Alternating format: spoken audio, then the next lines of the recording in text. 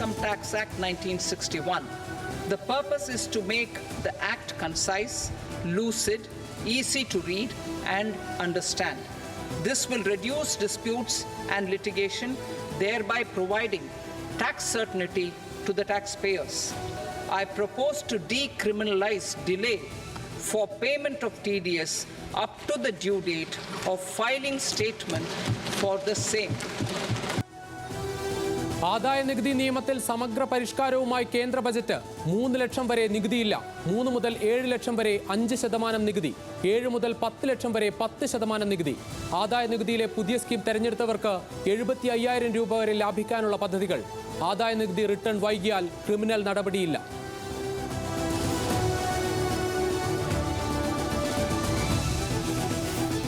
ജനപ്രിയ പ്രഖ്യാപനങ്ങളുമായി മൂന്നാം മോദി സർക്കാരിന്റെ ബജറ്റ്. വസ്ത്രങ്ങൾക്കും മൊബൈൽ ഫോണിനും വില കുറയും. 3 ക്യാൻസർ മരുന്നുകളുടെ നികുതിയും ഒഴിവാക്കി.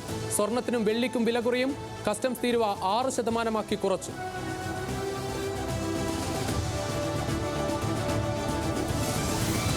കേന്ദ്ര ബജറ്റിൽ കേരളത്തിന് പൂർണ്ണ നിരാശ. ഇത്തവണയും സംസ്ഥാനത്തിന് പ്രത്യേക പദ്ധതികളില്ല. 24,000 കോടി രൂപയുടെ പ്രത്യേക പാക്കേജ് എന്ന സംസ്ഥാന ആവശ്യം നിരാകരിച്ചു. അവഗണന നിരാശാജനകവും പ്രതിഷേധാർഹവുമെന്ന് മുഖ്യമന്ത്രി പിണറായി വിജയൻ. സാമ്പത്തിക ശാസ്ത്രപരമായി നോക്കുകയാണെങ്കിൽ രാജ്യത്തിൻ്റെ പുരോഗതിയുടെ കാര്യം നോക്കുമ്പോൾ ഏറ്റവും കുറവാണ്, ഏറ്റവും മോശമായ അവസ്ഥയിലാണ് ഈ ബഡ്ജറ്റ് വന്നേക്കുന്നത്. രാജ്യത്തിൻ്റെ ആരോഗ്യമല്ല, മോഡി ഗവൺമെൻറ്റിൻ്റെ ആരോഗ്യവും ആയുസ്സും നീട്ടിക്കിട്ടാൻ വേണ്ടി മാത്രം തയ്യാറാക്കിയ ചില നിലപാടുകളാണ് ഇത് വന്നേക്കുന്നത്. കേരള വിരുദ്ധമായ ബജറ്റെന്ന് ധനമന്ത്രി കെ എൻ ബാലഗോപാൽ. കേരളത്തിൽ എയിംസ് വന്നിരിക്കുമെന്ന് സുരേഷ് ഗോപി.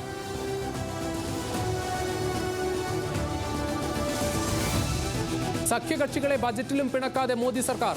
ആന്ധ്രയ്ക്കും ബീഹാറിനും പ്രത്യേക പാക്കേജുകൾ. ബീഹാറിന് 26,000 കോടിയുടെ സാമ്പത്തിക പാക്കേജ്. ബീഹാർ കേന്ദ്രമായി വ്യവസായ ഇടനാഴി സ്ഥാപിക്കും. 11,500 കോടി രൂപയുടെ പ്രളയ നിർമ്മാർജ്ജന പദ്ധതി. ആന്ധ്രയ്ക്ക് തലസ്ഥാന വികസനത്തിനായി 15,000 കോടിയുടെ പ്രത്യേക പാക്കേജ്.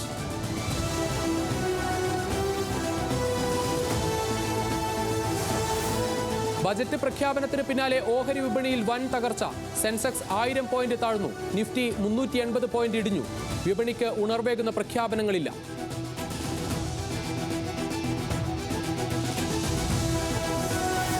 നീറ്റിൽ പുനഃപരീക്ഷയില്ലെന്ന് സുപ്രീം കോടതി. ചോദ്യപേപ്പർ വ്യാപകമായി ചോർന്നതിന് തെളിവില്ലെന്നും പുനഃപരീക്ഷ വ്യാപക പ്രത്യാഘാതമുണ്ടാക്കുമെന്നും കോടതി.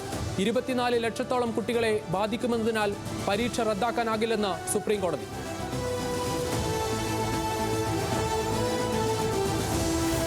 8ാം ദിനവും അർജുനെ കണ്ടെത്താനായില്ല. റഡാർ സിഗ്നൽ ലഭിച്ച ഇടത്ത് ലോറിയില്ല. നേവിയുടെ നേതൃത്വത്തിൽ തെരച്ചിൽ. കനത്ത മഴ തെരച്ചിലിന് പ്രതിസന്ധി. പുഴയിൽ നിന്നും മണ്ണ് നീക്കാനുള്ള ഉപകരണങ്ങൾ ഇന്നെത്തിക്കുമെന്ന് കാർവാർ MLA. ഇന്നത്തെ തെരച്ചിൽ നിർത്തി ദൗത്യസംഘം. അർജുനെ കണ്ടെത്തും വരെ തെരച്ചിൽ വേണമെന്ന് കുടുംബം.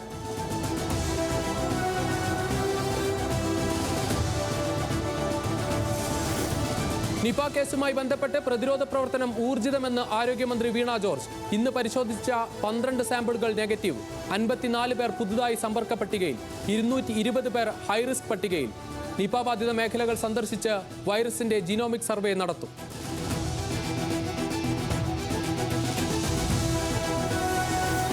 ബാർക്കോഴ വിവാദത്തിൽ ബാർ ഉടമകളുടെ വാദം ശരിവെച്ച് ക്രൈംബ്രാഞ്ച്. പണപ്പിരിവ് നടത്തിയത് മദ്യനയ മാറ്റവുമായി ബന്ധപ്പെട്ടല്ലെന്ന് അന്വേഷണ സംഘം.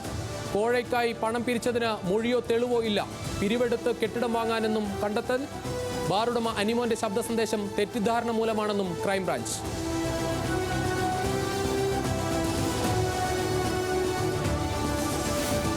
അട്ടശല്യം അസഹനീയം. തിരൂരിൽ റോഡ് ഉപരോധിച്ച് വിദ്യാർത്ഥികൾ. BPAG vocational girls higher secondary school വിട്ട ശേഷം സമരം തുടരുന്നു. സ്കൂളിലെ അട്ടശല്യത്തിൽ പരിഹാരം വേണമെന്ന് ആവശ്യം.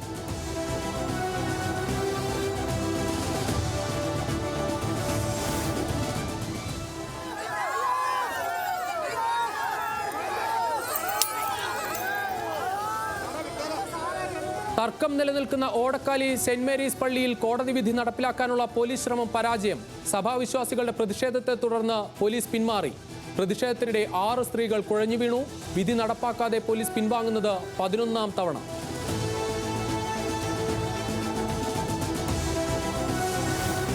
ഹൈറിച്ച് തട്ടിപ്പ് കേസിൽ മുഖ്യപ്രതി KD പ്രതാപന് ജാമ്യമില്ല. ജാമ്യാപേക്ഷ തള്ളി കലൂർ PML കോടതി. പ്രതിക്കെതിരായ ആരോപണങ്ങൾ പ്രഥമദൃഷ്ട്യാ നിലനിൽക്കുന്നതെന്ന് കോടതി പ്രതിയുടെ റിമാൻഡ് കാലാവധി നീട്ടി.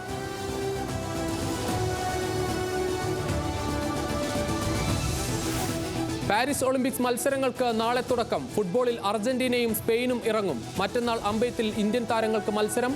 ഒളിമ്പിക്സ് ഉദ്ഘാടന ചടങ്ങുകൾ വെള്ളിയാഴ്ച.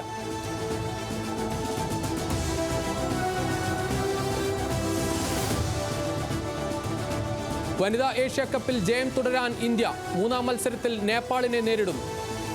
ആദ്യ 2 മത്സരങ്ങളും ജയിച്ച ഇന്ത്യ സെമിയിൽ.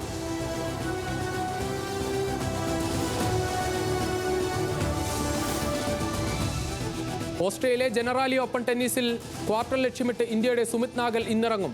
പ്രീ ക്വാർട്ടറിൽ എതിരാളി സ്പാനിഷ് താരം. സുമിത് നാഗൽ ഇന്ത്യയുടെ 1-ാം നമ്പർ ടെന്നീസ് താരം.